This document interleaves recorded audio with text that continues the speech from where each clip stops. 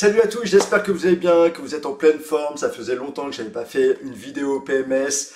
J'ai d'autres projets qui me prennent beaucoup de temps en ce moment. Donc voilà, on est reparti. Il y aura moins d'activités qu'avant. Donc si tu veux profiter encore vraiment de toute l'activité PMS, n'hésite pas à nous rejoindre très rapidement. Je vais basculer sur d'autres projets progressivement et il y aura moins de disponibilité. En tout cas, pour l'instant, je suis très content d'accueillir Léo, qui est en train de révolutionner un petit peu la compréhension théorique du game, notamment avec une étude approfondie qui n'a vraiment, moi j'ai jamais vu ça, du jeu à la river. Il y a beaucoup de pros qui ont intégré déjà Léo en tant que coach technique, théorique très profond, et on va aller étudier un petit peu tout ce que c'est.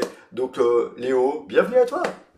Merci de m'avoir proposé. Ah bah, avec grand plaisir. On voit cette petite affiche derrière toi, Excellence Born from Passion. C'est un peu ton mot d'ordre dans ta boîte? Alors oui, dans les valeurs que je voulais essayer de transmettre, en fait le projet a démarré de moi en fait, de la passion que j'avais. J'avais pas au début l'envie d'en faire un projet.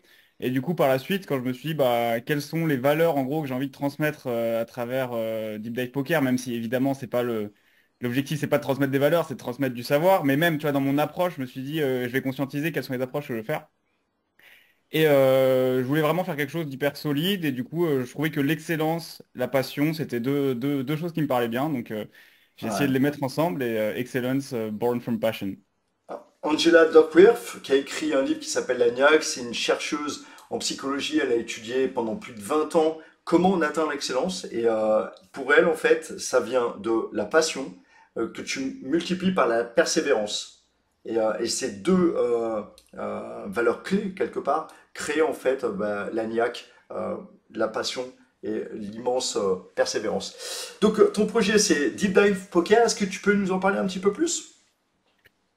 Qu'est-ce que Oui, c'est? Qu'est-ce que c'est Deep Dive Poker? alors c'est un programme que j'ai sorti. Ça a vocation à ce que j'aille plus loin après, mais d'abord sur la river, dans lequel j'explique tous les mécanismes entre guillemets mathématiques qui permettent du coup de maximiser les plays à la river. Donc c'est pas une masterclass exploitante comme on peut en avoir, genre j'ai fait ça et ça marche très bien, ce qui est très bien aussi, tu vois, mais c'est pas du tout ça l'approche que j'avais. C'était comment ça fonctionne, en gros, quels sont les concepts à appliquer pour optimiser ses gains, à la fois d'un point de vue théorique et exploitant. Mais du coup, c'est plus pour aller en profondeur sur comment ça fonctionne, le poker, du coup, dans un premier temps à la river. Et voilà. Donc tu me parles de mathématiques. Donne-nous un peu ton background, parce que des gens qui écouteraient cette vidéo pourraient dire, oui, encore un gars qui a étudié les maths. Vas-y, parle-nous un peu de ton background, Léo. Alors, j'étais au lycée, normal. Ensuite, j'ai fait un G. En Angers, j'ai commencé direct à jouer au poker. J'ai commencé à faire des expressos avec un ami. On se relayait mono-tabling expresso. C'est pour le petit parcours poker rapidement. On perdait énormément d'argent, évidemment. Expresso, 5 euros. Quand tu démarres les premières fois, bah, tu gagnes pas tout de suite. Tu vois, il n'y a pas de secret au poker. Et ça m'avait un peu piqué, tu vois. C'est-à-dire, en gros, pourquoi j'étais nul au poker, tu vois. Les jeux de société, en général, je suis pas mauvais. Les jeux de cartes, je suis bon. Et là, au poker, j'arrivais, je me faisais défoncer, tu vois. Et c'était pas de la chance, tu vois. Je perdais. En Hmm, expresso, tu peux pas mettre ça sur la chance, comme en MTT, tu pourrais, tu vois, en hmm. mode j'attends mon one time. En expresso, si ta courbe, elle descend tout droit, tu vois, bon, bah, elle descend tout droit, tu vois. Du coup, après, j'ai arrêté de jouer au poker. J'étais en ingé. J'ai étudié pas mal ingé général. Ensuite, j'ai été dans des choses plus spécifiques. L'astrophysique, en fait, à travers la physique nucléaire, la physique des particules et tout ça. Donc, en gros, hyper spécifique. Et je me suis remis à jouer au poker un petit peu en MTT. Et à ce moment-là, du coup, je me suis mis directement à gagner très vite. Je pense directement parce que j'arrivais avec cette idée que ça allait être très dur, etc. Tu vois, du coup, j'étais hyper méticuleux dans mon approche, même sans m'être formé, je me suis jamais formé, mais en étant très méticuleux, tu vois, j'ai gagné directement, et puis par mimétisme avec ce que je voyais des bons joueurs, etc. Et je suis arrivé à un moment où je me suis dit, bah écoute, j'ai envie d'aller plus loin. Et du coup, j'ai commencé, à ce moment-là, il y avait le confinement aussi, donc en gros, ça me laissait beaucoup de temps. Et du coup, j'ai commencé à me dire, je vais essayer de comprendre comment ça marche le poker, mais pas en regardant une masterclass, en moi-même essayant de comprendre. Donc pour ça, j'ai commencé par plein de choses en fait. De base, j'ai commencé par faire de l'IA avec de la data analyse. Tu vois, je prenais des solves, en fait, je prenais des solves Pio que j'avais à la masse, tu vois, tac, tac, tac, j'avais acheté Pio. Et du coup, je faisais des solves Pio à la masse. Et ensuite, j'ai essayé de trouver des patterns avec une IA en essayant de faire quelque chose de bien, ce qui a moyennement marché. Au début, je voulais faire des trucs sur le flop, ce qui a moyennement marché, c'était pas forcément une bonne idée d'ailleurs. Et puis ensuite, j'ai changé d'approche et j'ai décidé du coup d'essayer de modéliser mathématiquement le poker. Et du coup, cette idée-là de représenter de représenter les calculs de V, comment le V se calcule. Et ensuite, en fait, dans les mathématiques, tu as des principes très simples en algèbre, c'est tu dérives, tu solves, etc. Et du coup, à partir du moment où tu as une formule qui te donne un EV, si tu as la chance que le V soit parabolique, ce qui est le cas au poker, tu peux trouver en gros en dérivant et en solvant, donc c'est des mathématiques très compliquées, tu peux trouver du coup le sommet de la parabole, tu vois. Et du coup, ça permet de trouver quels sont les meilleurs tu vois, ratios, quels sont les meilleurs sizing de value, etc. Et tout ça. Le souci, c'est que les calculs de V, c'est très compliqué à la turn, parce que forcément, il reste encore une street derrière. Et à la river, c'est plus simple. Donc j'ai commencé par la river en me disant, je vais tout faire, mais je commence par la river, parce qu'une fois que j'aurai fait la river, je pourrai faire la turn, etc. Tu vas remonter de cette manière d'un point de vue mathématique. C'est comme ça que ça fonctionne. Et voilà, j'en suis arrivé jusqu'à me rendre compte que ce que j'avais fait, au début je le faisais pour moi, hein, encore une fois, c'était... En fait, je me suis un peu perdu à chemin, parce que l'objectif initial, c'était d'aller vite pour trouver des trucs cool qui me permettraient de gagner de l'argent. En chemin, je me suis perdu, parce que, bah, tu vois, j'aime bien les maths, j'aime bien tout ça, donc en gros, je me suis plongé dedans, euh, en allant dans des concepts qui finalement Comme ne un servaient plus à rien, quoi. ingénieur. Ouais, comme un ingénieur basique de Juste 21 comme ans. ça, tu dis ingénieur basique. Rappelle-moi, s'il te plaît, comment tu as dévié. C'était en Corée, c'est ça, où t'es parti? Yes, je suis parti en Corée pour justement ouais, étudier. En fait, j'ai eu la chance en Corée qu'on me laisse ma chance, entre guillemets, tu vois, en France, quand je suis rentré. D'ailleurs, c'est une des raisons pour lesquelles j'ai arrêté l'astrophysique. C'est parce que j'avais pas le niveau d'études requis. En fait, tu vois, quand tu as fait 3 ans généraliste, pour pouvoir aller faire un master d'astrophysique, il faut d'abord avoir fait 3 ans de fac d'un truc très précis et tout, qui me faisait, entre guillemets, un peu chier. C'est pas que ça me faisait chier, mais c'est du temps, tu vois, 3 ans, c'est 3 ans, quoi. Hmm. En Corée, j'ai eu la chance de tomber face à un prof. Je lui ai dit, bah écoute, je m'y connais. Je viens dans ton cours, tu vois. Et le mec, bon, bah, tu vois, il a dit OK, sachant que je m'y connaissais pas, tu vois. Hmm. Et bah, j'ai charbonné, tu vois, c'est quelque chose qui m'intéressait. Et du coup, j'ai charbonné et j'ai réussi à m'en sortir très bien. Et quand je suis rentré en France, ensuite, à cause du coup du Juste comme confinement, ça, donc tu as intégré un cours sans avoir eu les 3 années un peu de spécialisation dans ton truc qui est vraiment très carré, physique, astrophysique et autres, physique des particules et tout ça. Tu as été major j'ai des été... deux, mais comment des tu sais? deux, Je te l'ai déjà dit? parce que tu m'en as déjà parlé, tu as été major Ok. des 2 années et t'es revenu en France. Oui, j'étais. Bah, en fait, Voilà. j'étais major, oui, des cours que j'ai fait. J'ai fait physique des particules et physique nucléaire. Et après, j'avais d'autres choses qui étaient un peu plus spéciales, genre Voilà, donc tu as été nanotechnologie, etc. major. Voilà, parce Oui. que moi je connais ton parcours, toi ça te semble évident, mais comme beaucoup de gens en fait, après on est une espèce de biais de l'expert et on se rend même plus compte du chemin qu'on a fait. Donc juste que tout le monde cerne à quel point franchement t'es une petite tête, une petite tronche dans ce Ça veut rien domaine-là dire, c'est les maths, quoi. Je et suis bon en juste quand maths. tu dis ouais, vas-y j'aime bien les maths, bon t'as été major en physique, voilà. Et un dernier truc tu dis j'ai un peu charbonné. Ça veut dire quoi charbonner pour toi? Qu'on regarde l'implication. Combien d'heures, en général, tu travailles quand tu te lances à fond dans un truc par jour? Combien d'heures par jour? En fait, j'ai eu la chance, quand je suis arrivé en Corée, d'avoir jamais vraiment travaillé, en fait. Tu vois, j'étais toujours... bah, je m'en sortais bien et j'ai jamais eu, tu vois, l'envie d'être dans les premiers, etc. Tu vois, ça m'intéressait moyennement. Donc quand je suis arrivé en Corée, j'avais la chance d'être entre guillemets le cerveau super frais, tu vois, genre j'avais jamais bossé. Et là je me suis dit bah j'ai envie, tu vois, c'est un truc qui m'intéresse. Et puis en plus je me suis engagé auprès du prof en l'occurrence que j'avais été voir, bah tu vois, je lui avais dit en plus que moi j'avais le background, tu vois, donc je me suis dit si j'arrive et que j'ai l'air ridicule, ça va être, Ouais. tu vois, en plus quand t'es en Corée c'est un peu impressionnant dans le sens où tu vois t'es pas en France, en gros. Hmm. Tu sais pas trop comment ça va se passer. Si tu sors des clous, tu vois, d'un seul coup, tu te retrouves, bon, bah, tu vois, c'est compliqué d'aller négocier avec les mecs ou quoi, parce qu'en fait, ils parlent pas bien anglais, etc. Tu vois, donc, l'idée, c'est qu'il fallait. J'étais un peu impressionné par tout ça. Et quand je me suis mis à bosser, ouais, je bossais jour et nuit, dans le sens où quand je dormais pas, je bossais. Ouais. Bah, moi, je sais ta force de travail, mais voilà, quand tu dis j'ai charbonné, bah, en fait, tu bossais tout le temps, tout le temps, tout le temps, tout le temps. Pour Deep Dive Poker, tu bossais combien d'heures par jour, à peu près? Ça fait combien de temps que tu es sur ce projet? Et 4 ans, combien du coup, d'heures par depuis le jour? confinement. C'est depuis le confinement. Et au début, je le faisais quelque chose comme 10 heures par jour, parce que je le faisais en parallèle d'autres trucs. Et après, quand je me suis mis à fond dedans, j'ai bossé beaucoup plus. Ouais, enfin, en fait, je suis revenu dans le mode quand je dors pas, je bosse quoi. Après, il faut voir aussi que tu vois, quand je dis ça, ça peut paraître, ça te peut donner l'impression que je bosse tout le temps. Et évidemment, si quelqu'un me propose un café, tu vois, j'irai boire un café, ça m'arrive genre en moyenne une fois par semaine, des choses comme ça. Je vais faire de l'escalade de temps en temps maintenant, tu vois. Donc il faut voir aussi que c'est pas juste ça. Mais par exemple, tu vois, si je me dis j'ai rien à faire ce soir, c'est pas ah bah je vais sortir en boîte, tu vois, c'est j'ai rien à faire ce soir, bah non, je bosse, tu vois. Et si quelqu'un me propose, bah pourquoi pas, tu vois, mais Voilà. bah, ça m'arrivera jamais de sortir très souvent et de Pour ça que prendre j'aime l'initiative. bien remettre ça dans le contexte, tu vois, c'est que tu es un énorme bosseur, un énorme bosseur. Tu es une tronche. Et là, ça fait 4 ans que tu étudies un peu les maths appliquées au poker, à raison d'au moins 10 heures par jour, quoi. Depuis 4 ans, on va dire qu'il y a quelques vacances, week-end, tout ça. Mais juste pour dire, en fait, la réflexion est que t'es pas un petit jeune qui vient de regarder un peu les maths au poker, calculer les EV, ça fait genre 6 mois qu'il est là-dedans, voilà. Voilà, on parle vraiment de quelqu'un, c'est pour ça d'ailleurs que je fais cette interview. Moi, je sais à quel point je sais tout ça. Et voilà, quel est pour toi, maintenant que tu as étudié vraiment en profondeur un peu tout ça, peut-être les erreurs que font trop de joueurs de poker quand ils s'intéressent, selon toi, à la théorie du poker ou qu'est-ce que tu as rencontré comme erreur, comme blocage? Est-ce que tu saurais dire Hum, des choses comme ça? Bah après, j'ai pas envie de rentrer dans la technique, c'est pas forcément c'est intéressant, mais il faut bien comprendre que la théorie au poker, ça fonctionne pas du tout comme. En fait, c'est pas instinctif surtout à la river. En fait, il faut penser à réfléchir de manière inversement. Et je pense en tout cas, et je pense que c'est encourageant pour des gens qui sont pas encore au sommet, pour avoir du coup rencontré des gens qui étaient top. J'ai eu la chance du coup grâce à Live Live Poker. D'ailleurs, quand j'ai commencé, tu vois, j'étais personne et ça intéressait plus des vraiment top reg que des gens, j'ai pas envie de dire moyens, tu vois, tout le monde est fort, Mhm. mais des gens qui n'étaient pas encore au sommet de la pyramide, entre guillemets. Et du coup, j'ai eu la chance de tout de suite avoir l'intérêt de ces gens qui sont très forts. Et je me suis rendu compte qu'en fait, c'est pas. En fait, la compréhension théorique, je me parle juste sur la river, j'ai pas envie de donner mon avis sur d'autres choses où je suis moins calé, mais est pas, est pas si avancée. Par contre, c'est des concepts, tu vois, qui sont très utiles très vite, exploitants, etc., qui sont bien plus maîtrisés à haut niveau.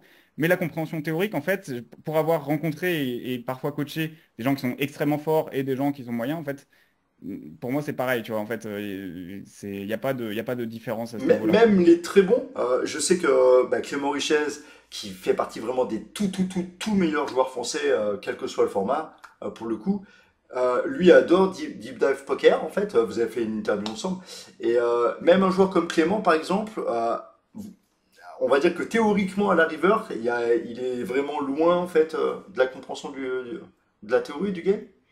Non, non, je pense que pour le coup, Clémence, c'est ok, mais dans le sens où il y a des choses qui sont mal comprises, mais c'est pas grave. En fait, tu vois, moi, j'ai fait tous un travail pour comprendre entièrement.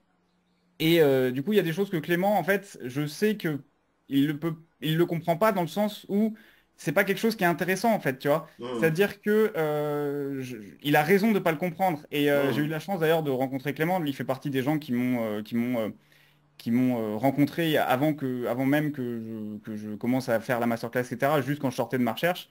Et tu vois, ça m'a permis de beaucoup comprendre qu'en fait, les gens en ont rien à foutre des mathématiques, etc. Tu vois, les gens sont là enfin, évidemment, des fois, quand Pour je dis ça, il y gagner en a qui le me disent, plus ah de bah tu thunes fais un taf. possible et s'amuser eux avec ce game, quoi. Ouais, c'est ça, mais en fait, tu Marcher vois, du sur la coup, il y a table. des choses qui sont très concrètes et c'est ça qu'il faut travailler et c'est pas les choses derrière de comment ça fonctionne, etc. Hmm. Et il y a des choses qui sont assez intéressantes. Par exemple, tu vois, sur l'ICM ou des choses comme ça, souvent c'est très peu compris, notamment à la river. Et j'avais fait un quiz à des gens qui sont très forts pour voir un peu. Et j'ai pas envie de dire qui c'est, mais voilà. Et ils avaient tous tort, tu vois, alors que c'est reconnu comme les meilleurs joueurs en France, en tout cas de MTT, ils étaient parmi les meilleurs. Mais c'est pas grave, dans le sens où ils avaient tous tort, mais tu vois, ils sont forts sur d'autres trucs, tu vois. Et ce qui te permettra de gagner de l'argent, c'est pas forcément de maîtriser la théorie parce que tes adversaires jouent pas théorique. Donc en fait, si tu arrives à retirer dans la théorie des choses qui sont intéressantes, par exemple, quels sont les sizings que j'ai envie de choisir, etc. Et ça, souvent, c'est plutôt bien maîtrisé. Bah, ça suffit, en fait. T'as pas besoin de comprendre des choses qui ne servent que théoriquement, en fait. Par rapport à Pio, GTO Wizard ou d'autres choses, quel est l'apport en fait de Deep Dive Poker? Bah, c'est complètement différent. J'avais rencontré Piotrek et Cuba qui ont créé Pio, parce qu'au début, quand je suis sorti de ma recherche, je voulais faire un solver, en fait, différent, parce que ça fonctionnerait pas par convergence et directement par calcul mathématique, donc ça irait beaucoup plus vite. Et tu n'aurais pas une limite de line possible. Tu vois, il pourrait prendre infini de line qu'il veut. S'il veut prendre 49% du pot, 48, ou même avec des Hmm. virgules, peu importe, tu vois, il pourrait. Ils m'ont dit que ça s'intégrait mal à leur algo, donc finalement j'ai abandonné cette idée. Et puis en plus de ça, en y réfléchissant, en fait, c'était pas tellement value, tu vois. Aller essayer de concurrencer GTO Wizard, en fait, ça Hmm. apportait pas de valeur, tu vois. J'apportais rien aux gens parce que c'est déjà suffisant, en fait. Qu'est-ce qu'ils en ont Ouais, à faire de savoir d'un truc plus rapide ou quoi, sachant que GTO Wizard, tu vois, c'est déjà fait, tu vois. Donc j'ai abandonné cette idée-là. Et j'ai fait quelque chose de complètement différent, c'est-à-dire qu'au lieu de vendre un outil pour étudier, je vends en gros les résultats de ma recherche. Qu'est-ce que j'ai compris avec ces 4 ans de recherche sur la théorie à la River. d'accord. Et en fait, quand je dis théorie, c'est théorie mathématique, tu vois, ça inclut théorie et exploit. Mais Ouais. quand je dis théorie, tu vois, c'est vraiment la théorie mathématique. C'est valable pour tout le monde? Genre MTT, cash, Ouais. spin? Ouais. J'ai Comme des ça? gens dans la masterclass qui ont acheté en cash, en MTT et en spin. Tout c'était, en tout cas, des retours que j'ai eu, tous les gens, et j'ai eu des retours très positifs, à la fois en spin, à la fois en cash, à la fois en MTT. Ouais, pour terminer un peu sur ce logiciel, et après j'aimerais qu'on parle un peu de toi, euh, tu penses que la connaissance plus précise de la river, en fait, enfin, le logiciel t'apportera plus de quoi? De précision dans les sizing, dans les fréquences, dans les bluff catch? C'est pas un logiciel, c'est vraiment Enfin, il y a une partie un peu logiciel aussi, mais c'est vraiment la valeur ajoutée, c'est vraiment les vidéos. Ça t'apporte en fait une compréhension globale de comment ça fonctionne. Donc à partir de cette compréhension globale de comment ça fonctionne, tu pourrais déjà te permettre de faire un jeu qui est complètement différent de d'autres personnes, parce que tu sais exactement où est-ce qu'il y a de lever à gagner, de lever à perdre, etc. Si tu veux jouer à un jeu qui est très basique, en fait, tu pourras jouer à un jeu qui est très basique. Si tu veux jouer à un jeu qui est très théorique, tu pourras jouer à un jeu très théorique, en fait, de tête. En fait, c'est un peu apprendre à devenir un solver humain. Comment tu peux reproduire le solver, si tu veux jouer en théorie, par toi-même, et qu'est-ce qui est intéressant à reproduire, qu'est-ce qui n'est pas intéressant à reproduire. Et de l'autre côté, d'un point de vue d'exploit, c'est pareil. Comment tu peux trouver de tête, en gros, les meilleurs plays exploitants à partir de ce que tu sais de ton adversaire. Donc D'accord. c'est vraiment ça à quoi ça peut servir. Par contre, c'est que sur la river. Et du coup, c'est pour ça que c'est uniquement dédié à des gens qui sont très forts, dans le sens où, au-delà du prix qui n'est pas démesuré par rapport aux masterclass que tu peux acheter autrement, tu vois quelqu'un qui achèterait la masterclass Razor Edge qui est C'est à top à combien 1K, déjà? Ouais. c'est 600 euros pour l'instant en pré-vente. Et après, ça va aller. En gros, là, c'est une période de pré-vente et parce que Hmm, tout le contenu n'est pas sorti. Et quand je hmm. rajouterai le contenu, je le mettrai à un prix plus haut, j'ai pas encore décidé. Donc c'est moins cher par exemple que la masterclass de Raise Your Edge, mais par contre c'est beaucoup plus axé pour des gens qui sont forts, dans le sens où il faut être prêt à mettre cet argent-là et surtout le temps, tu vois, derrière, je pense qu'il y a au moins une vingtaine d'heures, voire une trentaine d'heures de boulot. Mhm. Faire cette vingtaine d'heures ou cette trentaine d'heures de boulot uniquement pour devenir meilleur à la river, bah, ça servira à tout le monde, mais si tu débutes le poker ou que tu n'es pas encore au top, c'est pas... Hmm. Ouais, donc c'est un peu plus pour des joueurs déjà avancés quelque part. Bah ouais, ceux qui en sont à ce niveau-là, où ça va leur apporter le meilleur edge possible de faire ça. Ouais. Ok. Tiens, on va parler un peu d'excellence pour parler de ton parcours. Donc, tu as été major. On va dire que ça, c'est déjà des résultats excellents. Dans le poker, comment tu te situerais, toi, et quelles sont tes ambitions pour le coup? Alors moi j'aime beaucoup le poker, je suis passionné de poker, mais je me vois pas en vivre parce qu'il manque une chose pour moi dans le poker, c'est quelque chose qui est très important pour moi et ça dépend des gens, hein, c'est vraiment pas quelque chose de mal, mais c'est pour moi ça manquerait, c'est l'idée de création de valeur, tu vois. Mhm, L'idée de au-delà de gagner de l'argent et de kiffer ma vie, tu vois, de quand je vais me coucher, j'ai créé quelque chose, tu vois, ça c'est quelque chose qui est très important pour moi. mhm. Donc c'est pour ça que je me vois pas jouer à niveau professionnel. Quand je jouais, j'adorais. J'étais vraiment addict, entre guillemets, et j'avais la chance de gagner. Mais quand je jouais, j'adorais et je me qualifierais comme bon joueur, tu vois, en fait, mais je n'ai pas la prétention. Peut-être qu'un jour, je me mettrai, si je vais plus loin dans la recherche et que je vois qu'en fait, j'ai envie de montrer à quel point ça marche bien, peut-être que je me mettrai en l'idée de devenir pro. Et si je me mets dans l'idée de devenir pro, c'est un choix que je réfléchirai beaucoup en connaissant les avantages et les désavantages. Mais je suis pas sûr que ça arrivera un jour. Si ça arrive, je m'y mettrai à fond, mais rien ne dit que ça arrivera, quoi. D'accord. On va parler du coup d'un domaine de l'excellence parce que je sais à quel point toi, tu as le cerveau qui marche très bien. Je te coach mentalement, donc voilà, j'espère que j'ai pas trahi un secret ou quoi. Donc je connais un peu ta façon de réfléchir et je suis assez subjugué sur la vitesse à laquelle ça fuse et tout ça, jusqu'où tu es capable d'aller d'ailleurs pour le coup. Comment tu définirais toi un chemin qui t'emmène vers l'excellence? L'excellence que toi tu as atteint notamment dans les études, moi je trouve. Euh, pour atteindre cette excellence-là en fait. C'est quoi les ingrédients selon toi? Hmm, je dirais que c'est venu au fur et à mesure, en fait. J'avais des moments où j'en avais besoin. En fait, j'avais besoin de me donner à fond, et du coup, je me donnais à fond, tu vois. Pour les études, c'est un peu spécial dans le sens où je pense pas avoir suivi un process particulier. Pour Deep Dive Poker, c'est un peu différent et avec ce qu'on a travaillé ensemble. Et moi, en tout cas, dans ma vie, hein, de ce qui m'a servi, c'est d'abord de trouver dans quelle direction j'ai envie d'aller. Tu vois, j'avais l'impression que, en fait, l'engagement m'a beaucoup servi. Tu vois, me dire, là, je sais pas si ça va me plaire ou pas, mais j'y vais pendant un mois, tu vois, et puis je réévalue après un mois, mais pendant un mois, j'y vais à fond. Tu vois, par exemple, quand j'étais en Corée, les trucs de astrophysique ou quoi, en fait, tu vois, je me disais, putain, c'est sexy sur le papier, moi, ça me plaît, mais tu vois, j'en savais pas grand-chose de plus. Tu vois, j'ai regardé des Hmm. vidéos YouTube et tout, mais je m'étais pas mis à fond. Et je me suis engagé. En fait, quand tu t'engages et que tu te dis, j'y vais à fond pendant un mois, bah, ça m'a vraiment servi dans le sens où, tu vois, la passion, pour moi, à chaque fois où des choses où j'ai ressenti de la passion, c'est arrivé à travers le fait de m'y mettre à fond, tu vois. Hmm. Donc, Hmm. il y a des choses qui n'ont pas marché, des choses Le qui ont marché, fait de mais t'y en y mettre à allant. fond a créé la passion ou c'est la passion qui a créé cette idée de commit pendant un mois ou quoi? Alors, évidemment, il faut que l'idée te paraisse bien au départ, et j'ai toujours été dans un endroit qui me paraissait bien, mais c'est vraiment la passion est créée par l'idée de se mettre à fond. Et j'ai ressenti cette chose-là dans plein de choses qui après j'ai lâché. Par exemple, tu vois, je me suis mis aux échecs à un moment, et pendant un mois j'étais à fond, et après je me suis dit, bon, tu vois, finalement ça m'intéresse moins que d'autres trucs, donc j'ai arrêté. Mais quoi qu'il arrive, en fait, si je m'étais pas mis à fond dans quelque chose, ça m'arrive jamais que ça tienne dans le. Tu vois, que je peux Hmm. pas savoir est-ce que j'ai la passion pour ça ou pas. Pour moi, c'est vraiment une question d'engagement, je m'engage à fond. Et à force de m'engager à fond dans plein de directions, tu vois, je trouve une direction qui me plaît. Hmm. Et en fait, tu vois, je me suis engagé dedans et c'est comme ça que je suis arrivé, entre guillemets, comme tu dis, à l'excellence. J'estime que j'ai encore beaucoup de chemin devant moi. Mais en tout cas, c'est en testant plein de directions. Et à un moment, je me dis, bon, bah ok, celle-là, elle me plaît, j'y vais, tu vois. Hmm. Et je pense que c'est une erreur de se dire ça me définit ou quoi, tu vois, dans le sens où peut-être que si j'avais revécu 10 fois ma vie, et bah les 9 autres fois, j'en aurais rien à faire du poker, tu vois, j'en aurais rien à faire Hmm.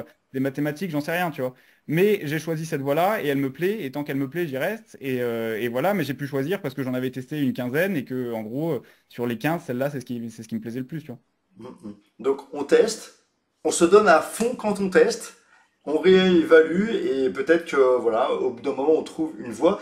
D'ailleurs c'était un truc dont on avait parlé. Toi tu penses que pour monter à un certain niveau du moins, on a besoin à un moment d'être complètement commit quoi et complètement déséquilibré à bosser, bosser, bosser, bosser, bosser et Ouais, peut-être plus tard se rééquilibrer. ouais. Je me rappelle, on Ouais. n'était pas d'accord sur ça. Mais oui, On effectivement, n'était je pas pense que. complètement d'accord.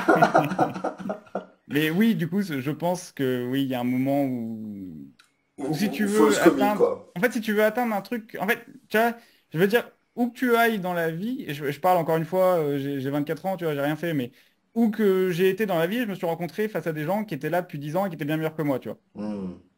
Et en fait, C'est s'il n'y pour a ça pas un que je moment. parle d'équilibre pour pouvoir tenir ces 10 ans.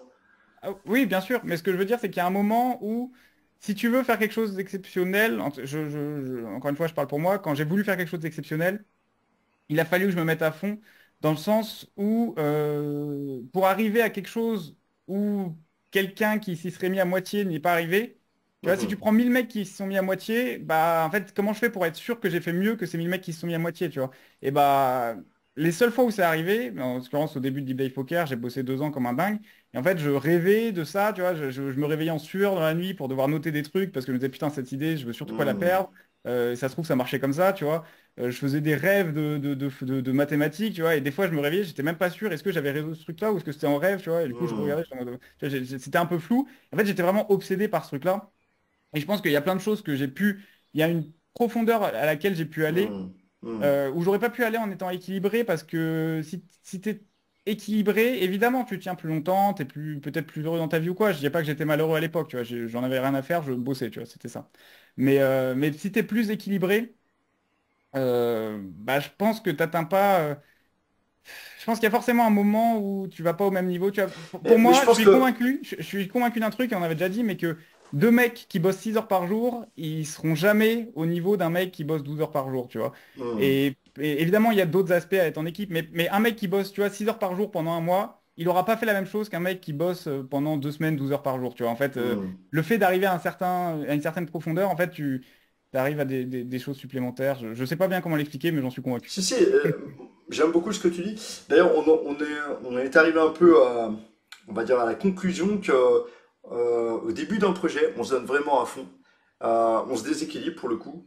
Et je pense que ce côté obsessionnel qui te fait rêver de ça, qui te fait transpirer de ça la nuit, etc., t'emmène à des idées de profondeur, justement, que tu ne peux pas atteindre si t'as pas ce côté déséquilibré obsessionnel. Et plus tu avances dans le temps, en fait, plus tu peux te permettre de relâcher et de rééquilibrer ta vie. Et je trouve que le consensus était là. Toi, tu m'avais parlé de profs qui t'avaient vraiment, que tu trouvais vraiment, genre, être des tronches, mais absolues, quand on parlait comme ça. Qu'est-ce qu'ils ont, ces gens-là, selon toi, que bah, le commun des mortels n'a pas forcément? Qu'est-ce que tu as noté chez les deux, trois profs qui t'ont le plus inspiré dans ta carrière, par exemple? Ouais, c'est une bonne question. Bah, Est-ce que t'en as un en tête, là, par exemple? j'en ai ouais deux voire trois. Enfin, c'est pas forcément tous des profs, mais des gens en tout cas hyper inspirants que j'ai rencontrés. C'est une très bonne question parce que je saurais pas exactement te dire qu'est-ce qu'ils ont en commun. Honnêtement, je saurais pas te dire, mais tous évidemment ils sont restés dans un truc toute leur vie. Ils ont tous eu une persévérance de dingue, tu vois. Mais j'ai envie de dire, il y en a beaucoup qui ont ça et qui m'ont pas particulièrement marqué. Donc je saurais pas te répondre, honnêtement. Bon, peut-être que ça viendra au fil de la Peut-être. discussion. N'hésite pas si ça te revient, il n'y a pas de problème. J'aimerais peut-être qu'on aborde un peu les erreurs que toi tu as pu commettre bah, via tout ton parcours, même si tu es jeune, tu as déjà vécu beaucoup de choses, tu as créé bah, un magnifique, alors j'ai dire logiciel, non, en fait, tu as bossé pendant comme un ouf. Faudrait compter en nombre d'heures pour qu'on réalise le nombre d'heures que Bah, ça fait. j'ai fait ce travail. J'étais Vas-y, arrivé à une combien d'heures? estimation. J'étais entre 13 et 16 000 heures. Du coup, quand je communique, souvent, je mets 15 000 heures. Ouais. Souvent on parle d'excellence, c'était Malcolm Gladwell qui disait que l'excellence vient avec au minimum 10 000 heures de travail. On sait avec les travaux d'Erickson que c'est plutôt 10 ans de travail et plutôt 20 000 heures. Donc bah là, tu as déjà un truc où tu es vraiment proche de l'excellence, mais tu n'y es pas encore, selon Erickson du moins. Non. Donc voilà, tu as étudié, on va dire, 15 000 heures les maths au poker. Quelles ont été les erreurs que tu as fait tout au long tu vois, si tout était à refaire aujourd'hui, comment tu t'y prendrais différemment? Alors, en fait, je vais te dire plutôt qu'est-ce que je vais faire différemment à l'avenir. Ouais. Mais malgré tout, je pense que mes erreurs m'ont servi. Mais je dirais que déjà, être beaucoup plus concret, tu vois. Ne jamais perdre l'objectif de vue. Il y Mhm. a probablement, tu vois, quand on parlait des 15 000 heures, probablement un tiers qui aujourd'hui ne servent à rien Mhm. et que je ne vais pas transmettre, tu vois. Pardon, Mhm. hop, que je ne vais pas transmettre. Maintenant, est-ce que ça m'a vraiment servi à rien? Non. Parce que, tu vois, typiquement, j'ai déjà entendu la phrase, et il me semble que c'est De Vinci qui a dit ça, mais je suis pas sûr, mais que, en gros, la simplicité, c'est la sophistication ultime. Mhm. Et je suis d'accord, mais pour moi, tu t'arriveras pas. En fait, ce qu'il y a derrière cette idée, c'est que pour faire un truc qui fonctionne bien, simple, tu vois, tu prends par exemple un avion de chasse simple, un réacteur, deux ailes, mais il a fallu comprendre vraiment très en complexité comment ça Mhm. fonctionne pour arriver à un truc simple qui marchera, tu vois. Donc tous ces trucs qui aujourd'hui, j'ai pas acheté à la poubelle, mais que je décide de laisser de côté, en fait, ils m'ont servi aussi à comprendre comment je pourrais arriver à quelque chose de plus simple. Donc je dirais pas que ça ne sert à rien. Maintenant, pour la suite. J'aurais probablement pas la même, j'aurais probablement pas la même approche dans le sens où quand un problème me challenge, je me poserai beaucoup plus la question, est-ce que en fait ce problème me challenge parce que j'ai l'impression que ça va être incroyable de le résoudre, ou en fait est-ce qu'il y a vraiment quelque chose que je vais gagner à le résoudre, tu vois? Ne pas se Ouais, laisser avoir pour dans pas le fait partir de, trop dans ouais, une bah en fait espèce ne de pas se laisser masturbation avoir. intellectuelle quelque part. Ouais, par la tentation de vouloir résoudre un Mhm. problème parce qu'il est devant moi, tu vois. Et Mhm. peut-être plus me poser la question, qu'est-ce qu'il y a au bout de ce truc-là? Mhm. Donc ça, c'est sûr que Rester je ferai différemment à vraiment l'avenir. pratico-pratique, j'allais dire, où tu explores la théorie, mais pour trouver des solutions applicables, qui est quelque part l'objectif et garder cet objectif en tête finalement. Bah, pour être honnête, il y a des soucis qui m'arrivaient bon, quand j'ai voulu arriver vraiment à retrouver du coup des solutions parfaites par un autre moyen que le solveur. En fait, il y avait des... Après peut-être la moitié du temps, j'étais arrivé à 99% du travail. Tu vois. Bon, j'exagère peut-être 95, 90, tu vois. Et en fait, l'autre moitié du temps, c'était juste de l'optimisation qui finalement ne m'a pas servi à grand-chose, tu vois. C'est-à-dire qu'en gros, je me disais, bah, quand ce sera vraiment parfait, ce sera mieux, tu vois. Et finalement, Mhm. bah non, en fait, finalement, tu vois, en fait, il y avait le principal et finalement, ce que j'explique, c'est le principal, tu vois. Les derniers trucs pour que ce soit vraiment parfait, c'est pas applicable, c'est pas humainement applicable. Mhm. C'est sûr que je le referai pas. Je reconnais là ton petit perfectionnisme toxique, Mhm. tu vois, petite, tu en fais ce que tu veux. Quel conseil tu donnerais aux joueurs, toi, qui veulent travailler leur jeu à un plus haut niveau, en fait? Alors moi, je me suis jamais fait coacher, mais de l'expérience que j'ai pu gagner en échangeant avec des gens, je pense que vraiment le coaching, c'est essentiel dans le sens où vraiment échanger, en fait, c'est pas vraiment le coaching, c'est plutôt échanger avec des gens, mais Hmm. vraiment en profondeur. Et ce que je trouve intéressant avec le coaching, c'est que ça oblige les gens, moi, pour avoir des gens qui m'ont demandé en coaching, en fait, ça met une pression ça m'a mis une pression de dingue dans le sens où je suis obligé de leur apporter des choses, etc. Tu vois, Hmm. ils me payent pour que je leur apporte des choses. Donc ça m'a mis une pression assez dingue. Et je trouve que un coach, tu vois, il est obligé de t'apporter quelque chose. Et s'il t'apporte pas quelque chose, tu changes. Mais du coup, je trouve que le coaching, c'est vraiment top. Parce que pour arriver, tu vois, moi, en m'y étant lancé tout seul dans un chemin, qui est un chemin très particulier, mais ça m'a pris 15 000 heures. Si moi, aujourd'hui, j'expliquais à la personne que j'étais il y a 4 ans, ça m'aurait pris 100 heures, tu vois. Et pour le tout, hein, vraiment pour le tout, tu vois. Je parle même pas juste de trucs utiles, concrets. Mais vraiment pour le tout, ça me prendrait 100 heures, tu vois. Donc, évidemment, il faut trouver un coach qui est bien. Mais pour moi, un coach qui est bien, en fait, c'est mieux que d'acheter un solver ou un truc comme ça. Hmm. On n'a pas trop parlé de mental. Alors toi, tu as eu, on va dire, des performances notamment dans tout ce qui est domaine des études. Au poker, un petit peu, puisque tu fais partie des joueurs qui gagnent de l'argent, etc. Ton projet est en train de se développer. Quelle est, dans ces petites réussites ou grandes réussites, pour toi, la part du mental, en fait, de ton mental et comment tu analyserais le truc, toi? Alors, c'est une question que j'adore. Je suis pas sûr de te l'avoir déjà dit, mais j'étais en sport-études quand au lycée. Et sport-études golf, parce qu'à l'époque, j'avais un problème au pied, je pouvais pas courir. Donc, je m'étais mis sport-études golf et j'avais un coach mental. Ouais, je savais pas. Et, euh, je pense honnêtement que le mental est impératif, mais je pense que c'est une erreur de penser que le mental est 90% de la performance ou un truc comme ça, dans le sens où pour moi, sur les 10 mecs, par exemple, on prend un sport comme le golf ou le tennis, sur les 10 mecs qui atteignent le top niveau, t'en auras 9 sur. Enfin, celui qui gagnera parmi ces 10 mecs, pour moi, ce sera en grande partie grâce à son mental. Par contre, tu vois, on oublie les 1 million de mecs qui n'ont pas atteint le top niveau, tu vois. Et eux, c'est pas le problème mental, tu vois, c'est le problème de. Bah, ils n'avaient pas le talent, ils n'ont pas eu les déclics, ils n'ont pas eu le bon coach au bon moment, tu vois, les trucs comme ça. Et c'est ce qui m'arrive au golf, tu vois, j'étais pas assez fort, du coup, j'ai arrêté à un moment. Et évidemment, pour moi, quand tu atteins le top niveau, le mental se met à devenir très important. Et c'est ma vision, hein. Sûrement que tu ne seras peut-être pas d'accord. Mais pour moi, la technique, tu vois, reste quand même le socle de base. Si tu n'as pas la technique, tu vois, au poker, c'est facile de dire, si tu as le mental, bah, tu vas t'en sortir. Ok, mais tu vois, en fait, déjà, la première chose, c'est. Tu vois, en fait, le mental, tu vas me dire, te permettra de trouver un mindset pour bosser la technique, etc. et de te motiver si ça te plaît. Mais de toute façon, pour moi, le prérequis, tu vois, ça reste quand même d'être à un excellent niveau technique. Et après, à partir de là, tu as le mental. Au golf, c'était très particulier en plus, parce que c'est un sport, tu sais, où tu as beaucoup de temps de réfléchir, etc. Donc, tu voyais vraiment ceux qui avaient un meilleur mental. Mais en gros, ça fait la différence parmi le top 10, tu vois. Ça ne fait pas la différence parmi le top 1 million, quoi. Hmm. C'est Lanny Bacham qui est un ancien champion olympique et qui avait posé la question à ses coachés en fait. Et lui, il a coaché mentalement des golfeurs de très haut niveau, puisque certains ont été champions du monde. Il a coaché des tireurs à la carabine, il a coaché plein d'autres sportifs qui ont été aussi champions olympiques. Et il leur a posé cette question et tous ont répondu en fait que c'est 90% le mental la part dans leur réussite en fait. Mais c'est vrai qu'il a posé la question à des mecs qui sont déjà à un niveau de dingue. Maintenant, rétrospectivement, on peut mettre tellement de choses dans le mental, tu vois, déjà de base sur le chemin qui t'emmène à avoir un niveau technique très très haut, même au tout début, tu vas avoir des doutes. Est-ce que c'est fait pour moi? Est-ce que c'est pas fait pour moi? De l'organisation, comment tu vas apprendre et tout ça, comment tu vas gérer ton temps, comment tu vas gérer plein de choses, de la motivation, de la persévérance face aux erreurs inévitables et tout ça. Donc même sur le long du chemin, finalement, bah, je pense que ta part du mental est importante. Après, elle l'est peut-être d'autant plus que tu es très très haut, mais même quand tu es bas, en fait, tu te rends compte qu'il y a plein de gens qui vont pas aller dans une démarche d'approfondissement de leurs compétences techniques, parce qu'à un moment, ils vont ne plus croire en eux, ou se démotiver, ou pas être suffisamment organisés et ramer, en fait, dans leur évolution. Donc j'ai l'impression que pour moi, elle est un peu partout présente, en fait.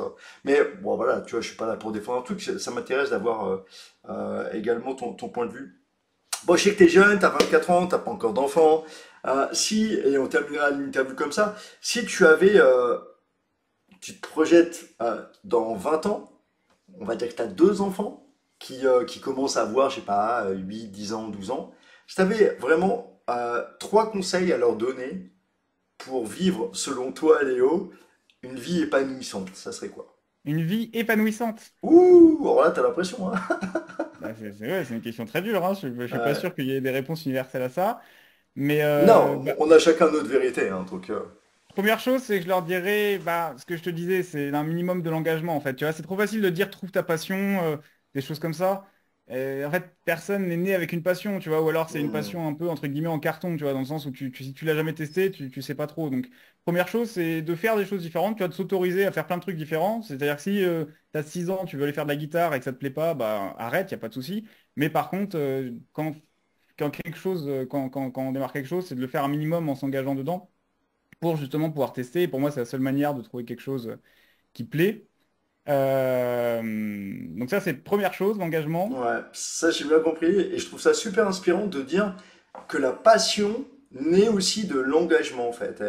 Et trop de gens attendent d'être passionnés pour s'engager, alors que toi, tu fais un peu l'inverse. J'aime beaucoup cette idée-là, en tout cas. Est-ce que Une tu autre vois chose que je deux dirais, choses? mais Ouais. qui est peut-être plus dur, c'est aussi d'apprendre à être, entre guillemets, heureux seul avant de vouloir être heureux par d'autres personnes, tu vois. Hmm. Et ça, c'est aussi une expérience personnelle, tu vois, que j'ai eue et je me suis rendu compte, tu vois, qu'à un moment de ma vie, j'étais un peu bercé dans une illusion et j'étais heureux de par mon entourage, de par à l'époque ma copine aussi, et qu'en fait, je me suis rendu compte que, tu vois, mettre mon bonheur dans les mains d'autres personnes, même si c'est très bien, hein, Hmm. bah, c'est bien à partir du moment où tu es quand même juste à l'aise avec toi-même, c'est-à-dire que le jour où tout va mal, tu vois, il faut quand même être à l'aise juste avec soi-même. Donc ça, je dirais, et Hmm. évidemment, c'est un truc, tu vois, c'est facile à dire, c'est très dur à faire. Donc C'est c'est plus pas, c'est un peu le complexe. conseil que tu gardes en tête, mais que finalement tu n'appliques jamais parce qu'en fait c'est pas concret. Mais je trouve que ça c'est important. Allez, concrètement, ça veut dire travailler beaucoup sur tes peurs, sur tes blessures, sur tes aspirations, mais ça se fait, ça se développe et on construit une vraie paix intérieure progressivement avec le temps. Je pense que Là, si un c'est, jour, là, c'est le mec de 49 ans qui te parle et qui a fait tout ce chemin, en fait. bah, justement j'allais te dire que si un jour je suis tonton et que je dis ça à ma nièce de 8 ans, je pense qu'elle a oublié dans la minute. Euh, C'est clair. et troisième chose, qu'est-ce que je pourrais dire comme troisième chose? J'ai pas envie de trouver un truc pourri, un truc vraiment qui m'a parlé à moi. Euh, j'ai pas de choses comme ça. Vraiment sur l'épanouissement personnel. J'aurais pas de choses comme ça à te À dire. écouter un peu ton chemin de À vie pour bosser l'instant. son mental pour l'épanouissement personnel, bosser son mental. Tu vas donner de l'importance à ces choses-là. Et je trouve que typiquement, tu m'as pas posé la question, mais si tu m'avais posé la question de qu'est-ce que PCE m'a apporté, donc c'est le groupe PMS. Power Coaching Excellence, où je regroupe en fait une vingtaine de joueurs ou entrepreneurs comme toi qui targetent un peu l'excellence quelque part. Et pendant une expérience de 6 à 9 mois, on se challenge tous ensemble, on vit ensemble, on se développe ensemble, il y a voilà, une émulsion quelque part. Je sais pas si c'est bon le mot, mais c'est pas grave. Et bah, tu vois, typiquement, moi, ce que ça m'a apporté, c'est vraiment au-delà des choses très concrètes, tu vois, par exemple, les outils concrets que tu donnes, je trouve que c'est intéressant. Mais au-delà de ça, simplement juste le fait d'échanger et de réfléchir sur ces choses-là, tu vois, il y a plusieurs moments où je me posais beaucoup de questions. Et en fait, rien que le fait d'échanger avec toi, tu vois, en fait, je recommanderais plutôt toi que coaching mental en général. Donc, je te recommanderais toi. Bon, bah, c'est Je, gentil, hein, je compte sur toi je pour t'occuper. prends. Je compte sur toi pour t'occuper de ma nièce de 8 ans. Je te tiendrai au courant. Je Mais pense du qu'il coup, faudra que tu trouves un autre coach à ce moment-là. et du coup, tu vois, rien que le fait d'en parler du coup avec quelqu'un de bien et de conscientiser tous ces enjeux-là, tu vois, qui sont toujours un peu dans le fond de la tête, tu vois, qu'est-ce que je vais faire? Est-ce que je suis vraiment à l'aise avec ces trucs-là? Tu vois, et finalement, tu vois, on y pense toujours un peu. Et le fait de le conscientiser, ça force parfois à prendre des choix avec lesquels on est à l'aise.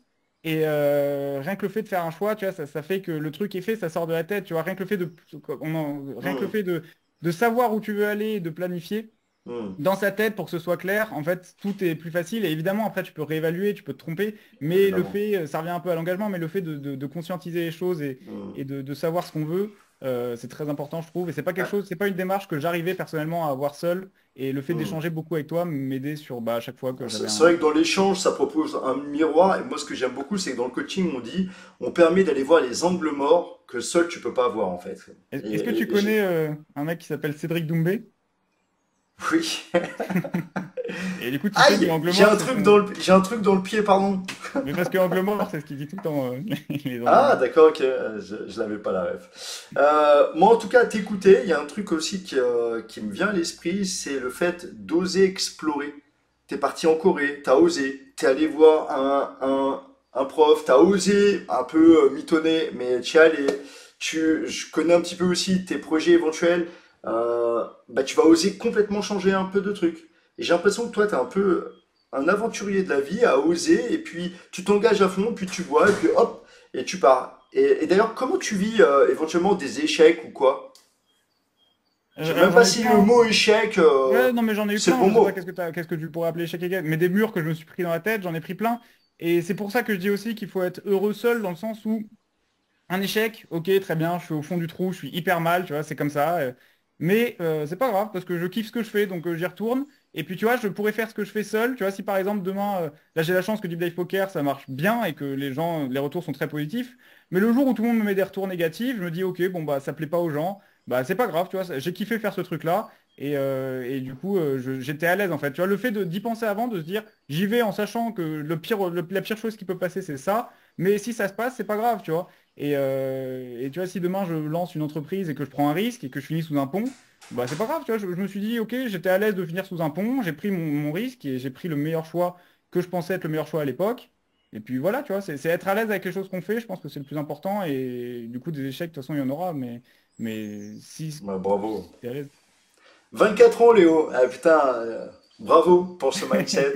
Et Ah, mais merci c'est aussi, hein. facile à dire aussi, justement, à 24 ans, parce que je suis sous un pont, tu vois, finalement, c'est possible, Peut-être tu vois. aussi. C'est plus facile Peut-être aussi. de pas avoir peur de l'échec quand Ouais, t'as moins de ouais, pression, quoi. ouais, complètement. Ouais, c'est tout à fait vrai. En tout cas, voilà, si vous voulez aller bien plus deep dans votre poker, bah, Deep Dive Poker, vous avez bien vu, j'espère à quel point, et encore je pense on est allé humblement sur bah, tout ton background qui est vraiment hyper impressionnant. Mais en tout cas, j'espère que vous avez senti que là, il y a un gars qui maîtrise vraiment les maths à un très haut niveau Mais et qui... je précise que ma maîtrise des maths m'a permis de faire justement un programme, une masterclass qui parle à des gens qui maîtrisent pas les maths. En fait, tu vois, Hmm, justement, c'était tout le travail. J'ai eu la chance d'ailleurs de rencontrer Clément Richer et d'autres personnes qui m'ont dit ça c'est trop compliqué, ça c'est intéressant, hmm, tu crois que c'est dur, mais en fait ça va, vas-y, dis-le, tu vois. hmm, Et hmm. ça m'a permis du coup de faire quelque chose qui est adapté aux gens, parce que le but c'est pas de partager un truc de maths, Bah, c'était la imbuvable. moitié du Ouais. travail. Ensuite, le ramener pour des humains, c'est la moitié du travail.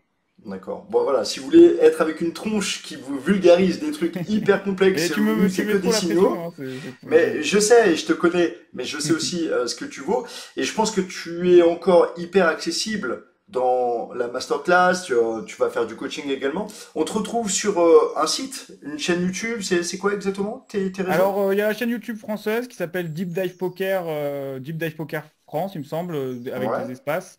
Et sinon, bah, il y a le site de Deep Dive Poker sur lequel il y a la masterclass, les outils, etc., qui est pour l'instant en pré-vente. Et puis ensuite, voilà, c'est les Cool. deux choses, YouTube et puis le site.